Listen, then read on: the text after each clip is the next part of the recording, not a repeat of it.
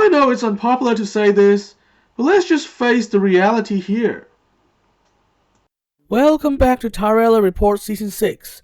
Today, I'm going to reflect on the generally broken state of affairs across the political landscape right now, where nobody cares about the truth and accountability. I'm going to start with one of Andrew Yang's most profound insights yet, which explains why many of us have been disappointed with MAGA culture, as for example seen in President Trump's most controversial Twitter drama episode yet.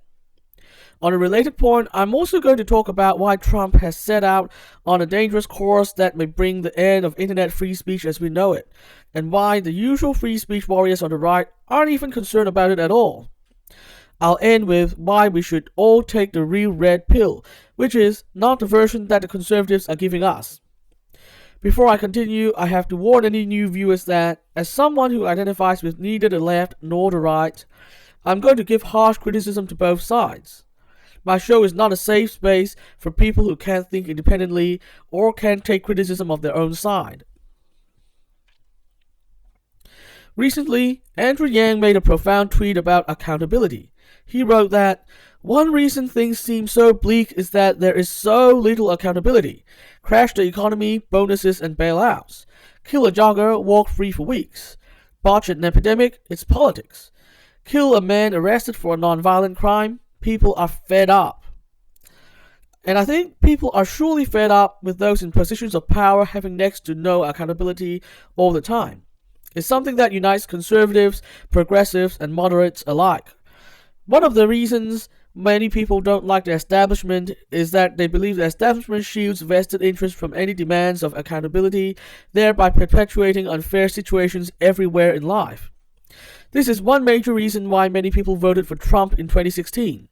However, many of them now stand disappointed because things just haven't changed. In fact, the MAGA culture that surrounds Trump has discouraged his better instincts and encouraged his worse instincts. I suspect that it's all a plot to use his character flaws to slowly push him towards the pro-war establishment neoconservative agenda, a topic I will leave for a future episode. And no, I certainly don't have Trump derangement syndrome, as seen in the fact that I was never excited about impeachment and I vigorously defended Tulsi Gabbard's decision to not vote for it back in December. However, when things go wrong, people need to be accountable, and MAGA culture's unconditional support for Trump is a harmful thing. For example, the cultures of the Yang gang and the Tulsi train are much better.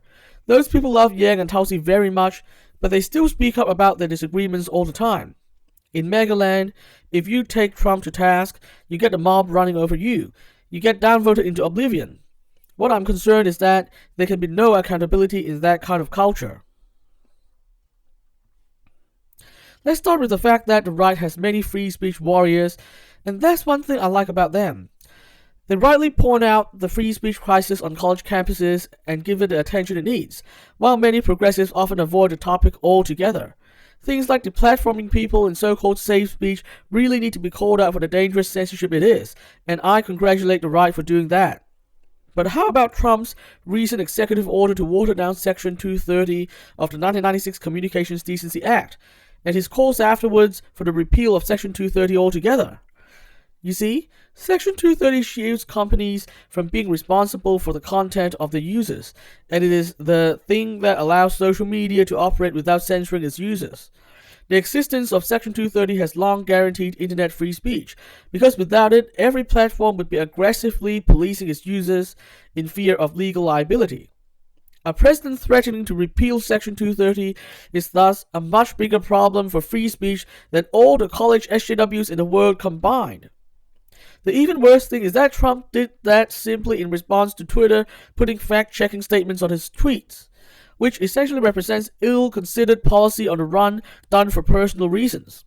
It is disappointing that none of the free speech warriors on the right have even shown the slightest care about this. Some people have even defended Trump, saying that the executive order was about properly enforcing Section 230 by forcing social media to be platforms that allow free speech rather than publishers that curate their content.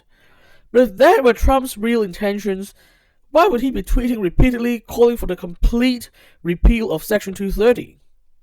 It just looks like some people really want Trump to be good for free speech, so they make up their own reality where this is the case. As people say, denial isn't a river in Egypt. Here's another good example. Trump is known for his controversial tweets, but his most recent one is on another level altogether. Indeed, it led to some people interpreting it as calling for violence. Taylor Swift apparently saw it that way, among many others. Since then, Trump has come out and explained that he was only stating the fact that looting leads to shooting. Well, it certainly didn't sound like he was just stating the fact to many people, including myself, no matter his intentions. I guess it's fair to say that, even if it wasn't his intention to stir up the tense mood, Trump should have apologized for the wording that led to the confusion, like a properly accountable politician would have, because it was his own words that started it all. Nobody likes to admit being wrong, but it's what accountability is. But then, Trump just ain't into saying sorry, it seems. Rather, he has taken up the victim mentality, painting a picture of people out there to get him on social media. You know how much I hate victim mentality.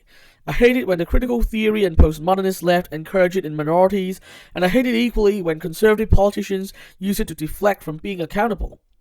What I hate most about victim mentality is that, in every case, it leads to a cycle of cultural and political polarization. I've always believed that conservatives share my views on personal responsibility and victim mentality, but apparently they don't really, as seen in their rush to defend Trump once again. I guess all this is because many conservatives are effectively living in a simulated reality, like the one in the Matrix.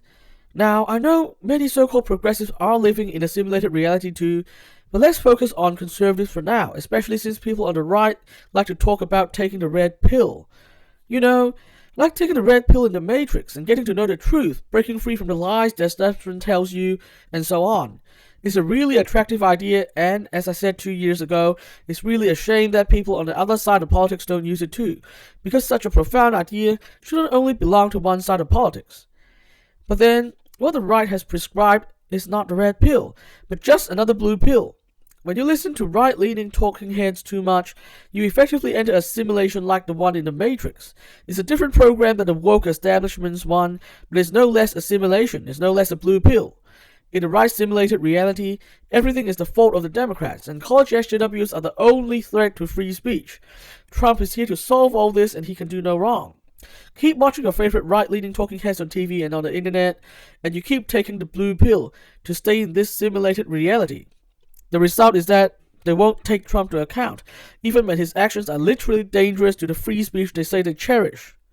It's why I refuse to drink the right-wing Kool-Aid, like how I also refuse to drink the left-wing Kool-Aid. I think it's time we all take the real red pill and exit all the simulations of reality set up to benefit partisan interests, left-wing or right-wing. That's all for today. I'll be back next time to discuss another big idea. Subscribe if you want to follow our story. And remember to resist the hive mind and stay positive. The world depends on it.